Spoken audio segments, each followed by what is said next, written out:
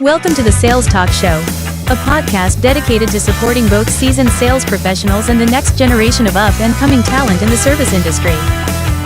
Hosted by sales leaders Bill Butts from Outdoor Pride Landscape and Snow Management, and David Lammers from Garden Grove Landscape and Snow Management. Each episode features in-depth discussions, experiences, and advice straight from the heart of the industry. The show is brought to you by Metal Plus, always copied, never duplicated.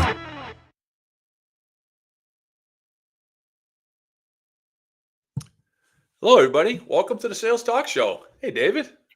Billy, good afternoon, man. What's going on up in there in Canada and the northern part of the continent here? It's all blue skies. It's all sunny. It's spring. We're having a great spring and enjoying the weather. And I'll also put in there that the Leafs won last night again. So what can you say, right? It's all blue. Go blue. Oh, man, I knew that was coming. I knew that you can't have a Canadian-U.S. podcast at this time of year without talking some hockey. So we'll give our guest a chance to rep his province. We'll see how that goes. Yeah, that's right. Right. It's great. I mean, same here. You know, it's interesting. We talk on the phone frequently, and it's amazing how similar the weather is. And almost like the day before you're getting the rain and we're getting the rain the next day, or vice versa. You know, it's interesting, the weather patterns that come, because it comes, west to east, right? So you're technically west of, when you look at the map, right? So you guys are well, explain it to the listeners, because I'm going to screw it up, and I probably already have. Yeah, you're right. I mean, we're Toronto, right? So western shores of Lake Ontario. Toronto's just a little above, Yep. The western shores. And yeah, I mean, but when we look at where we are in relation to Boston, right? We're a good 9-hour drive by west, anyways. By car. That's the best way to say it, right? But no way. Yeah, we do share a lot of similar weather patterns. Yeah. Yeah, that's great. And then you just were in the States. Where you just traveled with the family, I heard, right?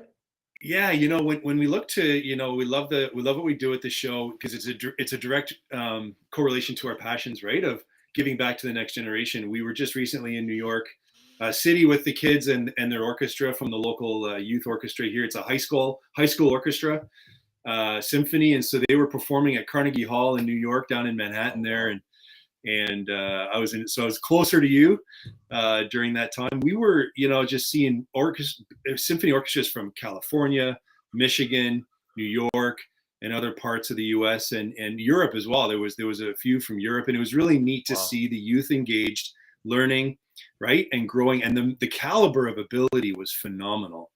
We see a lot with extracurriculars for the kids, and music is just such a powerful one. And of course, there's sports and art and the arts, and we see, and of course, I'm on the music side of things with the kids. It's wonderful. Yeah, I mean, and I think unless you're in the arts or in the music, you don't probably realize the depth and the vastness of it, and the talent, like you said, the youth that are competing on fields every day, to get to the next level. There's the same group of similar kids competing and improving their skills in the arts and music. And that's awesome. Good for you. That must have been a great trip.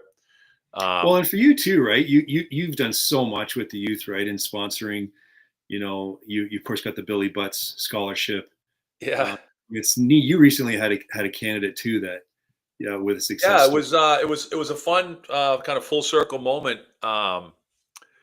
Yeah, we have a small scholarship that I sit on the board of directors of a agricultural and technical high school, and because of that, I feel very passionate about I see the students, I know the students, and I decided a few years back to fund a scholarship for a couple of students, each graduating class. And a few years ago, this young lady, she was the recipient of one of the scholarships. We connected. We had a nice conversation at senior night. I don't really know. That's not up to me to choose the candidate. It's up to the professors, the instructors. So she was one of the recipients. We had a nice conversation. We connected on email. She thanked me, all the good stuff. And then we kind of went our separate ways. So that was May, June, July. The summer went by, and I went back for my fall board meeting, and the instructor said to me, "Oh yeah, Anaya really loves working for Outdoor Pride." And I said, I'm sure she does. I had no idea that she actually found her way to come work for us. She had been working for another firm, and she made her way to come work for us. And She didn't even use my name, and she was, it was really, really cool the way it kind of unfolded. And then full Mm. circle, she comes to work for us. She does really, really well. And then this fall, we had an open seat on the advisory committee on one of the groups the class that she actually took. So now she's on the advisory committee of a school that she Mm. graduated 3 years ago. So she's Wow. now advising the instructors what the students should be learning out in the field. So it's just a great program. It really connects the dots to, what we're all about, what we're trying to do. And especially, like you said, this show is to help the next generation, whether it's a sales professional Mm. or it's someone, that's just out in the field. I mean, we're helping our teams every day grow, but this is just an external opportunity. So it's great. Well, I love seeing how, you giving back to her and supporting her that way. Now she's giving back, and how everything how the cycle continues, right? And Yeah. you didn't even know that she had joined Outdoor Pride and found out through another channel, which is really cool as Yeah. well, That right? was That you great. didn't Yeah. have Great. it, you didn't influence that direct action either, right? Which is really cool. No, I think it So shows her passion too to go find a company that she wanted to work for yeah, and prove, kind of prove to the organization that she was worthy of the position without, name dropping, which, it's not bad. It's not a bad thing to do, but good on her to go out and get the job yeah. on her own. It's our job to give the tools, the support, the encouragement, right? And Yeah, help show the path, right? for sure. And that's really cool. I mean, you recently spoke too at a conference or at an event, doing the same similarly, right? Giving back, and tell us a bit about that. Yeah, so it was the New England Facilities Managers Show, pretty popular show, a couple thousand attendees, maybe a little bit more now. Now the trade shows are sort of coming back, and it's a lot of the keychain guys. It's a lot of the guys that are in the field, kind of producing the work, technicians and such. Probably less managers and more of the hands-on crew. So we did a presentation, myself and my team, on the economic and environmental benefits of liquid de-icing. Liquid de-icing has become very, very popular.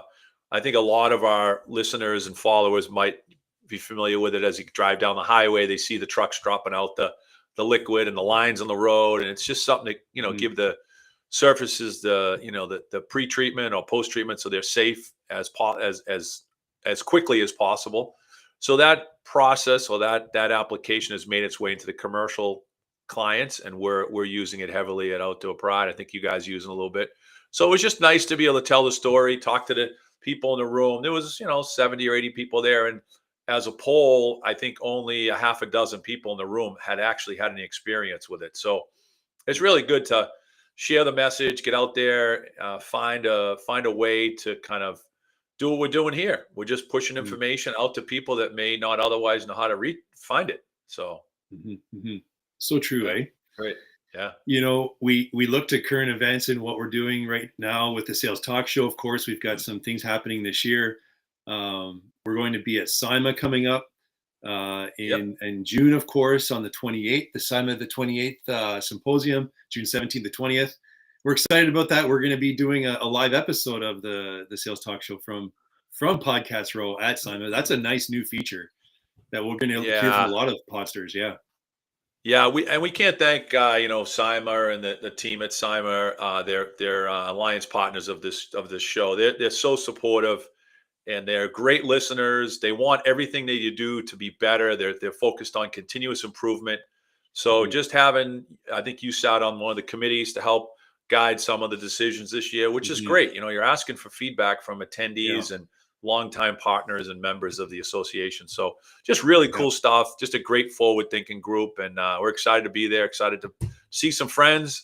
I think I'm going to lug, it's out in Grand Rapids, Michigan. I'm going to lug my golf clubs out there for, I don't know, one round, but we'll see. Hey, I don't know. You're probably gonna win. You might win something over there. If we better watch out because I think just the other day you shot a -4. I think you were. Yeah. I mean, I Yeah. It's couldn't believe it. opening I day. can't. I'm pruning trees when I golf. So if you're shooting -4, It's all about handicaps. They I give you a think you lot want of me to hold strokes. your bags. The people that play on Sunday play without strokes. When I play in my tournaments, I get strokes. So -4 sounds good on Sunday, but for me, I got a lot of strokes to get to -4. So we had some Well, fun. It was our opening tournament of the year. So I love got a it. great group of guys I play with. So we have a lot of laughs. I'll carry your bag for you because you don't. I don't think you Yeah. want to see how many. I don't think you want to see my plus signs. Mm. But with SIMA, we're excited. There's a lot of educational content related to sales this year.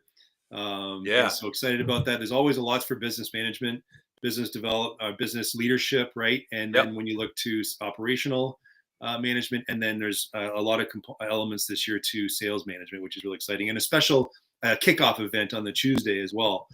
That's going to focus on sales and estimating and closing deals. So don't miss that. And of course, you and I will be speaking on sales that scale. We're excited about that, right? For building and plan, prepare, build. Plan, prepare, and execute. I like to say, right? Plan, prepare, execute. So we're going to talk a bit about that as well on the sales at scale on the Friday morning. That's great. So that'll be a lot of fun. Well, we've really enjoyed doing this show, and last episode was really interesting because we got an opportunity to hear from questions from our listeners, and things that matter to them, and so today's episode with, of course, our guest Steve, we're excited to get to that in a moment, and you're going to have questions as well from that. And so last episode was great because we were able to address a lot of questions through the Q&A session.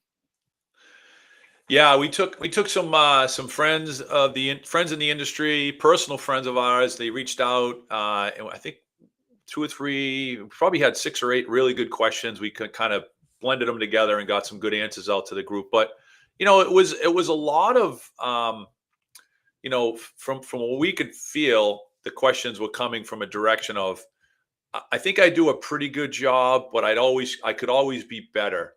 And, how could I be just a little bit better? I don't think anybody was, the apple cart wasn't flipped over. They weren't looking to restart. They were looking to just get a little bit better. And I think that's what this industry is all about, and sales and learning from each other is just what's that extra little, nugget that you can use. And I think we shared some great nuggets about how to build trust, how to really get in front of customers. And, we talked about qualifying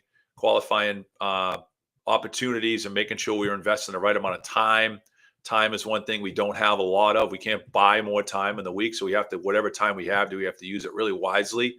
So I think those are the kind of the bigger points that I think the listeners, and you can always listen to it on Apple, iTunes, Spotify, Sales Talk Show is out there. Just hit it up and you'll be able to look at all the episodes. We had a listener the other day, follower, Evan, texted me and he said, I just listened to episode whatever it was while I was out for my walk. He said, your episodes are about a 3-mile walk. And I'm like, oh, that's good to know. I didn't really know the timing of it, but that's what it fell for him. So that was great. That's awesome. Yeah. I like that. Yeah. You might do episodes and if you walk faster. Yeah. Hey, we really get people going, right? I think today's episode is going to do that. We're excited to have Steve come on the show as we talk about fishing for sales success.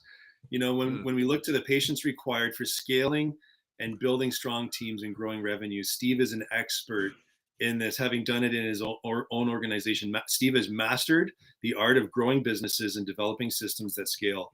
Really, and looking at knowing how the critical importance and how to manage having operations teams that not only are in sync with sales but are equipped to handle that growth that you're planning for your organization. And so I think without further ado, let's dive right into it and have Steve join us. Here I am. There you are. There he Love is. it, man.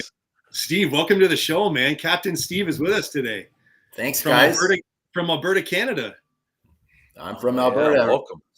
Live right by the foot of the Rocky Mountains. Beautiful out here. Oh, man. That's awesome. I told Dave when we first started the show, I'm not great at geography, and he's helped me a little bit. So give me a geography lesson from where David is to where you are.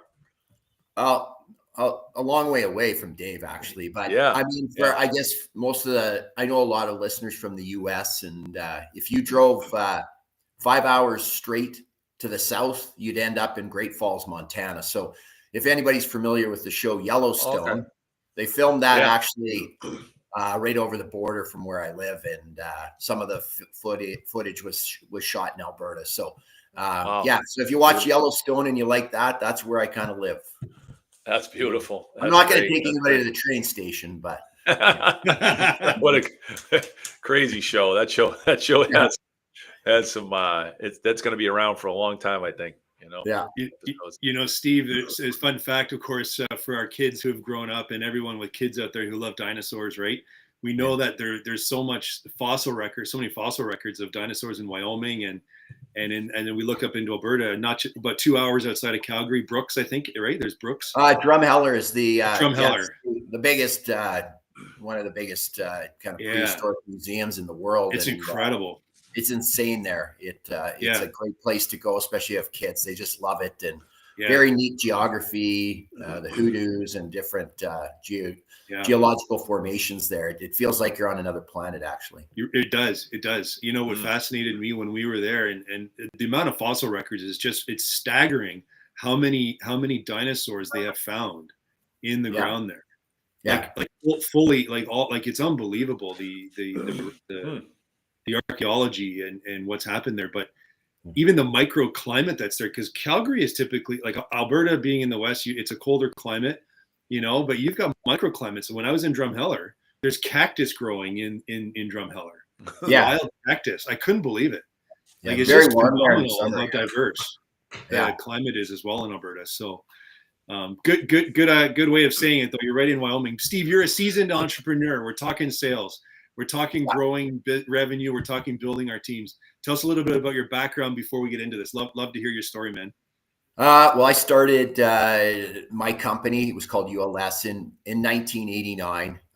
When I was attending the University of Calgary, I went there on a full ride hockey scholarship and played hockey there, and that got my way through school. I actually took a business degree there with a minor in psychology, which was, I think, it's a great mix, because I think when you're running companies and dealing with people, psychology comes in handy for sure.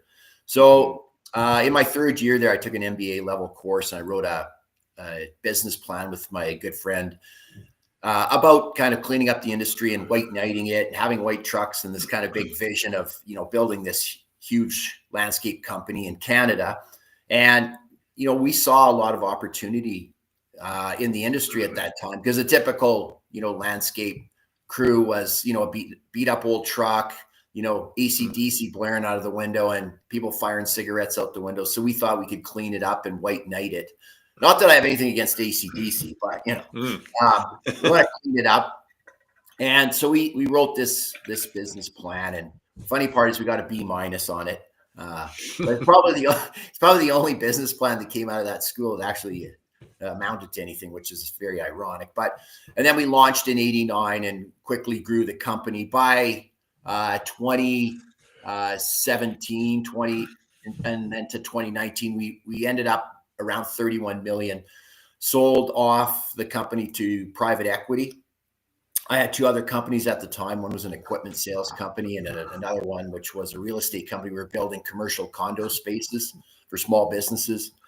I left and then was quickly hired back as the CEO, and we grew the company across Canada. And I left the company roughly about a year and a half ago, and we were roughly around 100 million in sales a year. And out of that, probably, you know, 40 million in snow, and the other 60 million came in from green services and other related services. It's amazing what you've done, and you tapped into an opportunity. And of course, the industry is so diverse. And look at you. I mean, Canada is such a huge country, you know, and we're very longitudinal as a country. Our highway systems, our rail systems, everything runs across the country through the provinces, as opposed to the U.S. where it's all nicely all intermingled, right? Yeah.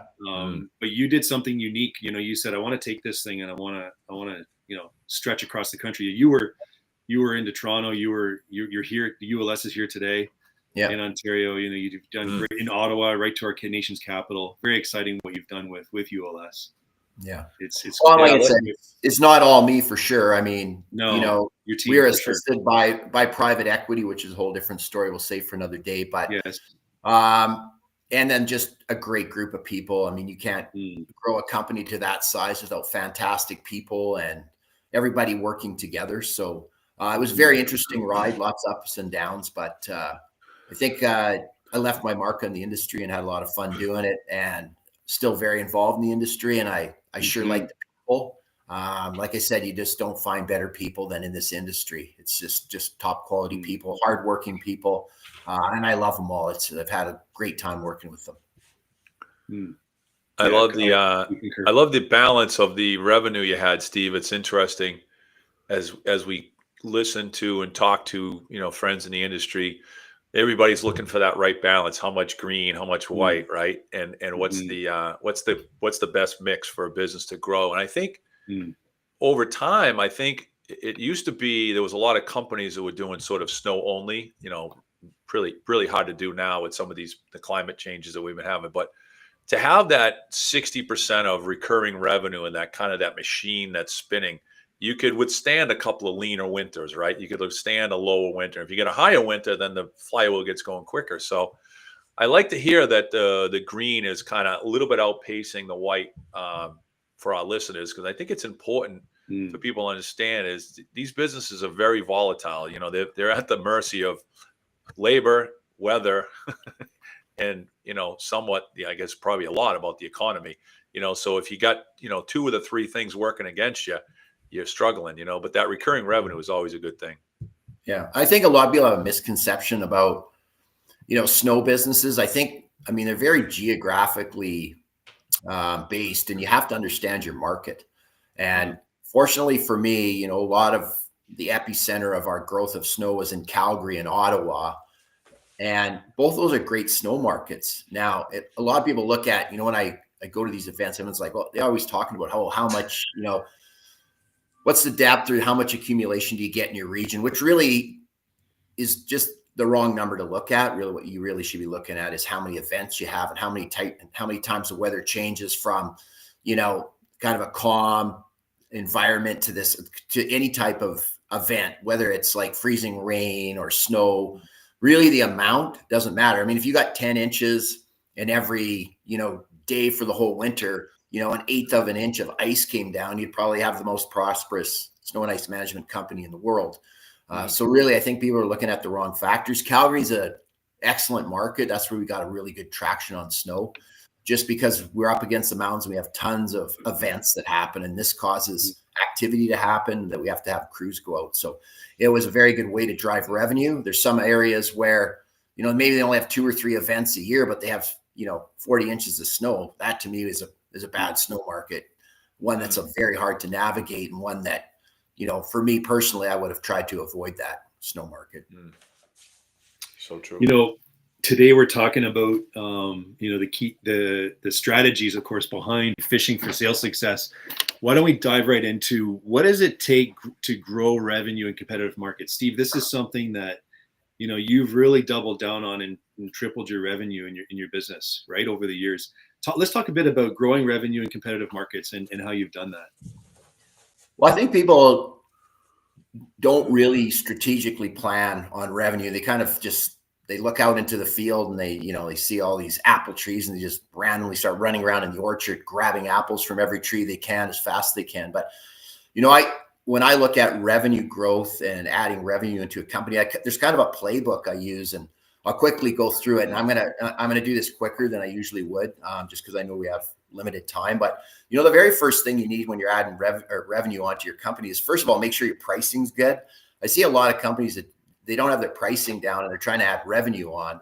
And really, the easiest way to add revenue is just to increase prices. And if you increase your prices 10% and you're $1 million company, that $100,000 of extra revenue goes right to the bottom line. So that's the number one thing you need to do. And once your pricing's right, really the second thing you should do is look to increase the amount of money you're getting out of your client's wallet. So if you think your client has a wallet and it has 10 $100 bills, $1,000 in it, and he's giving you 2 every month, you need to find ways to get 3, 4, 5, or 6 of the $100 bills. And that can be by doing enhancements or, offering other services to your same clients. And a lot of, people move off of these great clients they have before they've really captured as much of the money out of their wallet as possible. Again, I think it's a failure on that, because then they end up losing these clients that they had because they're not giving them services, and they have a higher turnover rate of clients. Number 3, I say, okay, so now you've got the pricing right, and now you've got a bigger share of the wallet, get more of the same clients. Like a lot of people got their pricing right, they're making lots of money off their clients, and then they just turn away from this segment they have, and they go off and they look at trying to do new things. And I don't understand it, because they've got a formula that works. And really, that's where you can really control your gross margin and you understand how to make money. So once you kind of do that, number 4 would be now you look at related markets. Maybe you're doing, commercial HOAs, and now you start to do more like commercial properties. And you can kind of use the same equipment and processes to do that. And that can really increase revenue. Number 5, I always say to look for pivot markets. And pivot markets are, when I looked at our company, I said, what do we really do? Like really what we do is we find great people, we train them, we put them in a truck, we go mobile to a site, and we perform a service. Now, if you kind of squint your eyes and kind of pretend you're looking through a shower door, that's what you're doing. And now what else could you do? So you start to look for different contracts that actually match up with what you're doing at your base level. So you might use your trucks to do waste removal stuff, or you might work for Calgary Transit. We work for Calgary Transit doing some neat stuff, just because we had the people in the trucks and training processes. And that can be kind of really a neat way to add on revenue. Number 6 is going elephant hunting. So once you went through the first 5 and you're kind of maybe doing this, you're bringing in revenue that way. Now you want to look for really big contracts in the areas that you're good at. So let's say you were cutting a soccer field for the city of, Cincinnati, Ohio. Maybe you say, look, I'm going to cut every soccer field in the state of Ohio. And that would be elephant hunting. And then when you do that, you kind of have to really be sticky, and you have to work hard at these contracts, and they might take 3 or 4 years to get them.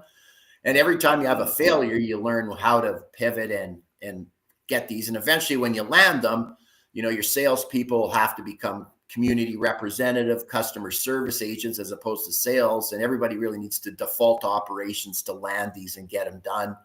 And then number 7 is to look at acquisitions. And a lot of people don't really understand how acquisitions work. A company that's $5 million, buying a $5 million company doesn't really make sense, because you're not getting a lift on the multiple. Also, if you're a $5 million company, you buy another $5 million company, you push them together. Now you're a $10 million company, and you don't have a clue how to run a $10 million company. And then you get a lot of problems there. So really, when you look at acquisitions, bigger fish eat smaller fish. And you need to make sure that if you're looking at acquisitions, that you can digest the fish that you're trying to eat. In nature, you don't ever see a small fish trying to eat a big fish. It just doesn't work that way. So that's kind of and that's a quick summary. I've done bigger talks on those 7 things, and they each have their own nuances, but that is kind of a playbook to really grow companies to have big revenue. Yeah, I love that. I love the topic of the market vertical discussion. I think there's a lot of companies out there that have a tremendous amount of success in 1 or 2 areas of their business, market vertical, customer type, and they just start randomly finding their way to these other opportunities. And maybe it's just because they someone gave them a lead, or they threw a number at it and they won that business, and then they started to struggle at that. So that struggle on that corner of their business is pulling the rest of their business they're doing really well down. The business developers getting frustrated because the ops guys aren't delivering, or there's all kinds of outside influences that cause your business to go under stress. If you just stay out of that market vertical, if it's not yours, just stay away from it. Go do more of what you're doing really well. I love that recommendation. And then pricing, understanding your pricing, I think, is really probably a challenge for a lot of the people that are selling in our industry. Is we're hardcore, typically salespeople generally aren't tech and spec estimators, right? If your software is not up to speed and you're being asked to estimate a job and you have limited experience, you better be engaging your ops team on helping you with that estimate so you can get it right. So we spend a lot of time with our operations guys, including them in the estimating process as often as we can. So it's nice to hear you talk about estimating and having it be, top 1 or 2 of your themes to grow revenue, because I think it's really, really important. There's a lot of software out there that will do it for you, but if you're not putting the right metrics into the software, it's like garbage in, garbage out, right? So I love that little seven-step process. That's great. Yeah, I agree. I like these key strategies, Steve, that you've shared, that what you've used, right, as a way of outperforming your competition, right, and succeeding, right, in our seasonal industry, right. You've been able to scale the business through strategic planning, effective execution, right? That leads me to the next point of discussion that we want to focus on today, which is about building a strong operations team. And this is something that, you were just sharing up front, right? This was not you, right? It wasn't you only, right? It was about building a strong operations team and the important, right, of having that well-aligned operations team that supports sales growth. Let's talk a bit about this and dive into identifying and filling gaps in our operations that may hinder expansion. So, kind of when I talk to people about their businesses and I'm working with them, and this is by no means to undermine salespeople, because I'm an extrovert. I'm a sales guy, always was, kind of the face of the business. And I understand the importance of sales teams, but I always told everybody in my company, everybody defaults to operations. So if you cannot deliver services, it sets a bad mark for your company. So people, your sales guys go and sell something, it doesn't get performed properly. Mm-hmm. Eventually you just can't get jobs because you're not operating properly. You're not delivering them. You're not making profit. So when you're building your company, you have to understand that your best sales tool and your best marketing tool is your truck sitting beside a site that looks beautiful. It's appealing to the eye, and it's done properly and in a safe manner. If you're doing that, the work almost sells itself. We never really had a real tough time doing sales. It was really more of a negotiating contracts to make sure that it was a win-win situation. So I always find a lot of company owners, especially in the landscaping space, they're very sales oriented. And I know the show is about sales, and they're always talking about sales and sell. But really, if you cannot deliver on a contract and you can't do it on a consistent basis, then there's no need to sell anymore. Sometimes you have to let your ass catch up to your head, because if you're not a complete entity moving together as one, you will fall apart. And so, like I said, there's a million different things you can do to build a strong operations team. But the biggest mistake I see is it should be your number one concern, not number 3 and not number 2 and not number 5, but your number one concern in your company is to have an operations team that consistently delivers excellent work. After that, you'll be amazed how quickly everything else falls into place. Correct. Yeah, we just we had the opportunity. We operate at Outdoor Pride with open book management, so our team is able to earn a bonus each quarter. And we just had one of our last open book check distributions this morning. We have a breakfast, nice little talk by the branch manager, and we handed out checks to the guys. And they give me a chance to speak, and the first thing I say is thank you. Without you guys, we're nothing. Salespeople are just a hollow suit without an unbelievable operations team. And if you lose business, it's so hard to get new work. If we're not keeping the work that we have, that's a troubling point, as you said. So work hard to keep the work you have.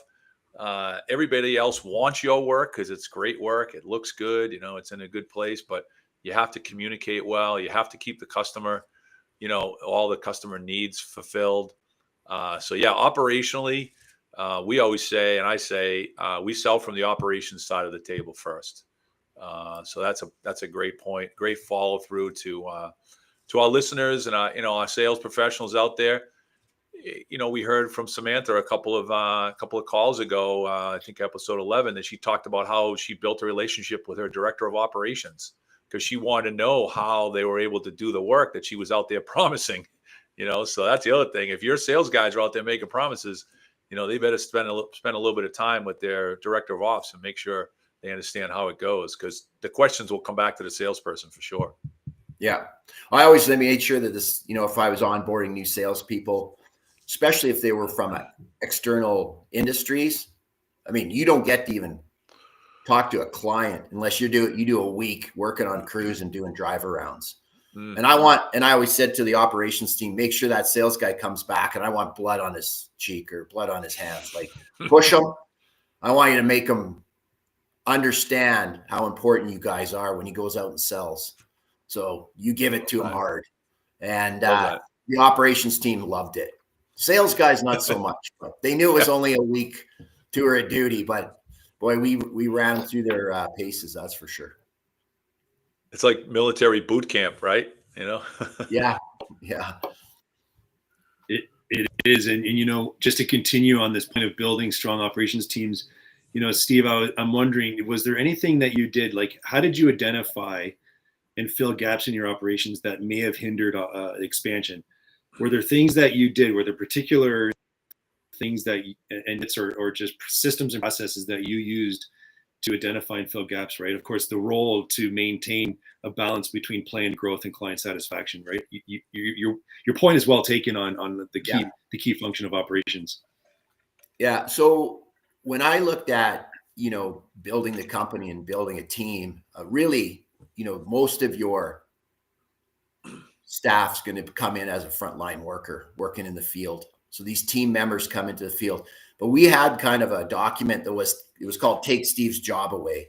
So it showed you, like, if you came in and you're like, let's say a university student and you're in year 3 of university and you were coming to cut grass or work on a detail crew or a landscape construction crew, how you could come into the company and over a course of, let's say, 10 to 15 to 20 years could actually take my job away.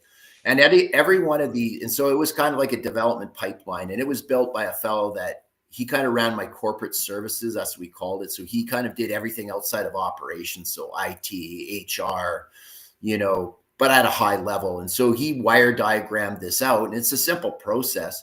And at every stage, when you got to this, went from one stage to the other, there was all these kind of courses that you would have to do. And these courses were also connected to pay raises. So, and you guys talked about SIMA, great organization. So we use the CSP and the ASM program as development components in the pipeline. And there was like journeyman gardeners, there was business classes. We used David Carnegie classes, whatever it was. And then if you went through all of this, you could actually end up as the CEO of ULS. Now, when you brought in college kids or something to work for you, they always thought, well, this is just a summer job and then I'm going to be gone because I'm just cutting grass. No, this is a big business. I mean, we ended up to be $100 million business. We had, probably 4 or 5 CPAs working for us. We had three MBAs. Like, there was high business intelligence in a company that big. And when you actually show that to someone that starts in your company and they go home, they realize that you're not offering jobs anymore. You're actually offering a career path. And we had a lot of people in our company that made very, very good money. They had company vehicles, all different things. So this was kind of a calling to show people that, like I said, it's not a job, it's a career path. And I think that's very important because you have to get people excited at the grassroots level to be part of your organization, and they might leave. And I always said, my job's to make you a better person when you leave the company than when you started. So if they got halfway down the course load and they ended up moving somewhere else, that was fine. But I always kind of push people to continually get better and to push themselves to be a better person. And I think that's key, especially to build anyone in your company, whether it's operations-based sales or somebody that's in safety or HR. There's so many important roles, right? Yeah, definitely. There's the idea that you can create a career ladder, I think, is probably a missed opportunity for a lot of companies. I don't think we do a great job of it. I think we think that that everybody understands where they can go and how they can grow. But I think physically, putting that path out there for someone and show them the courses and structure that they'd have to follow to get to that next level, I think is really, really important. It's a great information, great to share that, to have people pause and think about what they do inside their companies, how they make the opportunity for the business developer. I told my business developer when I hired him, I said, the goal for me is to train you so you can replace me. And however long that takes, it might be 5 years, might be 3 years, might be 10 years, but I'm going to give you everything I got to see if you can replace me. And if you can, that's great. And I'll have something else I'll do in the organization. So good for you to create that structure. I think that's really cool. Thank you. Well, and it comes to training, right? And that's it's showing the ladder and then training up, right? Training and coaching up our people, showing them the path, but training them up so that they, because they need to know how to get there too, right? They need that coaching. And so love that, right? Training them up to success. And a lot of people, I don't understand it really, because I was just out in a big landscape conference out in Miami, and everybody's like, oh, training. We got to. There's so many resources out there like that. You can just if you think you can build a better training program than what's already been built by somebody that spent 3 or 4 or 5 or 10 years building it, you're crazy. Use the resources that are out there. Like if you use Simon, and if we use Greenius, but there's lots of different stuff out there. And those programs are great to get, you get you 75% of the way there. The other 25%, it's stuff that nobody's going to be able to train people for. You got to take the time, and, you got to give people hugs, and you got to throw in some love, and you got to be there for them when times are tough. That's right. That's right. And then that all kind of comes together, but people are trying to well, I'm going to go make my own training program, and I'm going to make videos and stuff. Well, great, but it's already done. Why are you expecting? That's not your job. You weren't somebody, if you want to go do that, go start another company that just builds training videos, but, and I just shake my head. They have nothing. And then they want to try to go to stage 10 in one jump. Well, when they've already stage 7's built for you, just go do that, and training's so important. The thought comes to mind, train up your people, right? Training, give your people what they need, because they're the ones who are taking care of the customer, right?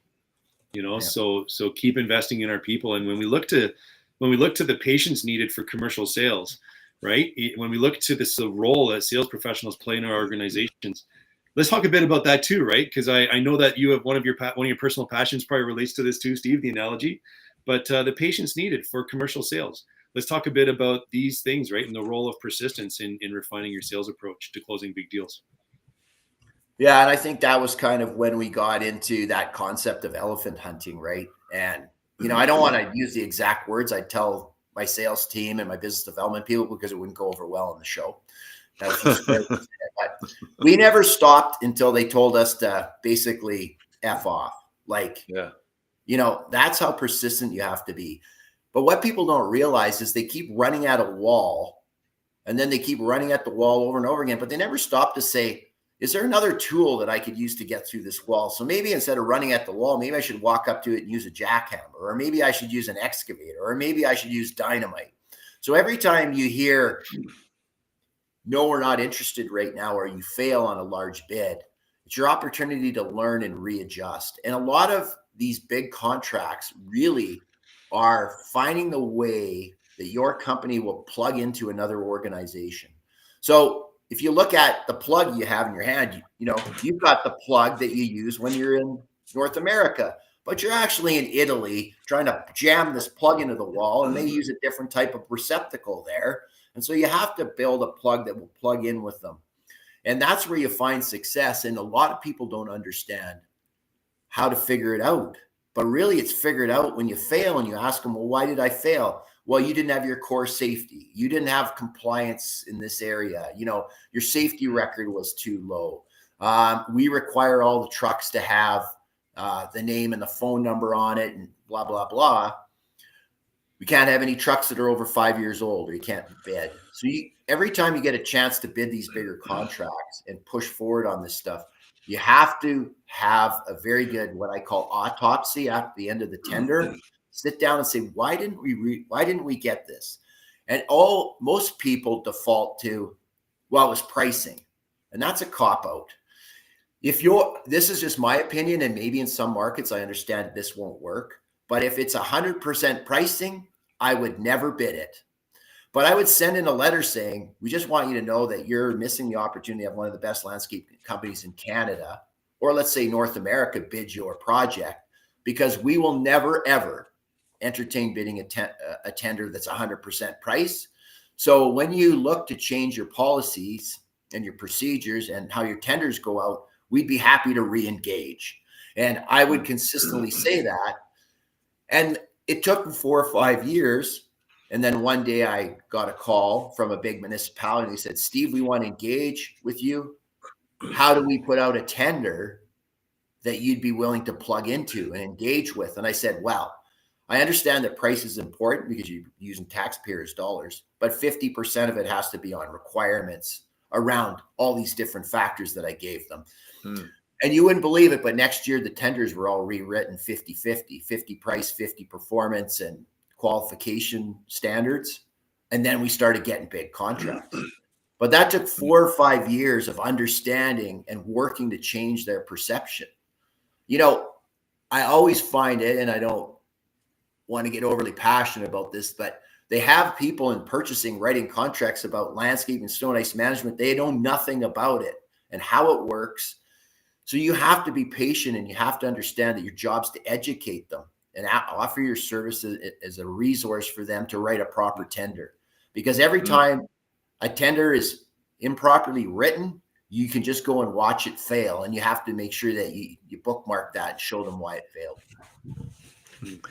That's great. That's good intel. I love, we chatted a little bit, Steve, you and I a few weeks back, and you gave me the analogy of fishing. Yeah. And you said, you know, if people went out and fished and they caught a fish within 10 minutes, people would probably get kind of bored of it, right? It'd be too much work reeling in fish, really. So, you know, and you got to choose the right spot. You got to choose the right tackle. You got to choose the right, you know, rod. You got to have the right captain getting you near the fish. And in an exact way, that's sales, right? You have to choose the right. You have to choose the right tackle. That means the right approach, like you said. You have to choose the right spot. You have to choose the right client that you want to work with. You know, so I think the fishing analogy is kind of cool the way you describe. Well, I think what happens, here's what happens with fishing. So people figure out, oh, there's lots of fish in this lake, and they're easy to catch. And maybe you go there and it's your secret spot. Oh, this is great. Steve gets to go fishing and catch all these fish. And then one day you look over and now there's 6 boats on the lake with you, or 100 people throwing hooks in from the shore, because great fishing spots get overfished. People figure it out. Everybody wants to catch a fish, so they come to it. No different than business, right? A market gets hot and everybody starts to bid and wants to be in that market. And then pretty soon margins start to get pushed down and pricing gets pushed down. So for me, the epitome of fishing now is to fish small streams where nobody else goes. And a lot of people say to me, Steve, oh, it's so hard to catch fish there. Like, it's hard to cast in the water, and it's narrow, and there's brush, and there's grizzly bears and all that stuff. And I'm like, shit, this makes it wickedly fun. And you get rewarded in a big way, because, you know, last year I spent all day I knew this one fish, where it was and kind of where it moved around in the river, and he got the best of me 3 or 4 times. But on this day, on this sunny Alberta morning, Steve caught him. And nice. Beautiful fish, and it was a great battle. And I never, ever keep a fish. So I just gave him a kiss on the head and let him go. And I said, I'll see you next year when you're bigger. And I think he gave me a wink, but it was good. But, you know, like if you go fishing where everybody else is fishing, pretty soon there's no fish. So you got to find new territory. You've got to be gritty. You got to figure out what works. You got to be active. You got to move around. You got to be determined. You got to get kicked in the junk. You get back up, right? So you just, it is a good analogy for life. It's beautiful. Love it. It's true.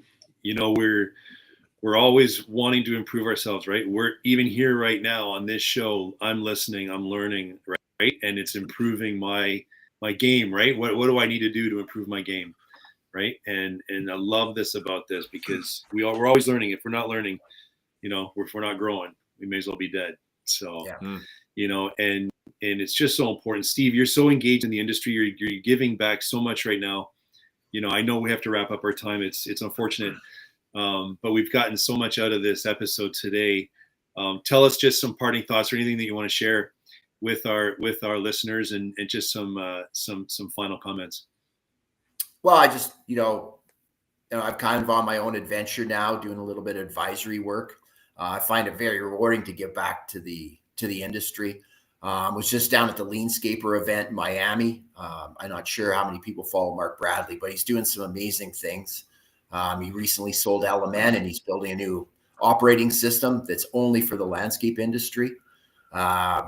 You can join up at Leanscapers for free, and there's tons of information there, SOPs, documents, scorecards, everything. Mark's just basically giving it all away for free. Mark's not a dumb guy. Obviously, there's other things that he's selling through Leanscapers, but the base OS system is there for people to use, and I think it's super exciting. And just the only other thing I wanted to say is I know it's a busy time of the year for people, and I just wanted to wish them well. I got up the other day and my wife said, "What's it like not to have to worry about all this stuff in the spring other than my own yard?" And I said, "It feels wonderful." 35 years of being, out there running things, and it's a long journey, but it was very fulfilling for me.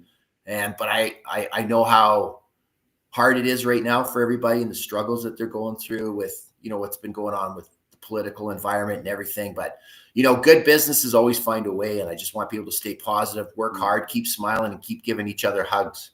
Super important. Positive. Love it. Positive energy. Hey, Billy? Yeah, Good it's great, stuff, Steve. Great. Appreciate it. Yeah, that's amazing. Steve, thanks for being on the show today, man. And we wish you all the best. Yeah, thanks for having me. We'll be sure to do lots of shout out on social media there, and excited for seeing you coming up in the near future, man.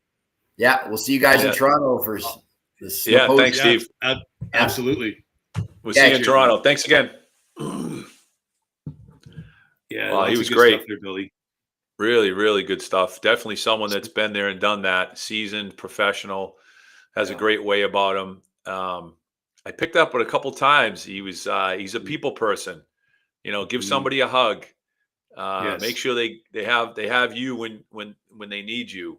Be able to give yourself to somebody. So, I'm very much like that. I know you are as well, and it's nice to hear that someone with as much success as him has really taken that as one of his mantras. It's just be there for other people, be there for your team, be around, be a resource. I really exactly right. And Steve's a fun guy. He's a fun guy. He's a guy that you want to be around, and it's true with the hugs. Steve. And it just makes it real, right? Steve knows. We all know how hard it is, right? And we really appreciate Steve taking the time today too to be on our guest on the show here and to help our listeners. It's exciting. Steve's going to be speaking at Snowposium, of course, coming up in July. The 22nd, 23rd. He's going to be the keynote speaker. You're going to be speaking there as well, Billy. Coming up to Toronto, Coming up to Toronto, I'm coming to Toronto. I'm coming up there. I'm looking forward to it. I got up there last year for a couple days. I really enjoyed my time. Looking forward to it this year. Spent some time together. But I met a bunch of great people. Joe Salimi is just an outstanding individual. Runs a great organization in Landscape Ontario. They're a terrific alliance partners of ours. And, the group over there was just very welcoming. They just wanted help, and we had a couple of calls, and turns out they're going to be having me talk about sales as well. So great to see the industry is leaning a little bit towards helping sales professionals. That's exciting, and happy to be a part of it.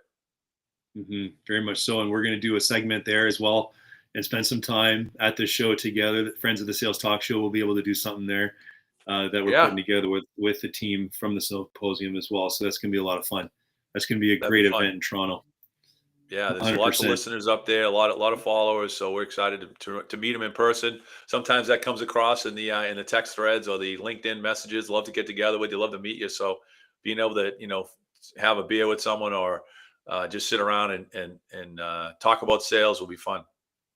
100%. Well, we couldn't be more honored to have Metal Plus as our title sponsor on the show, and the support of Landscape Ontario and SIMA, of course, to make it happen. It's been a great episode today. That's a wrap. That's another one. Cheers, David. All the best, Billy.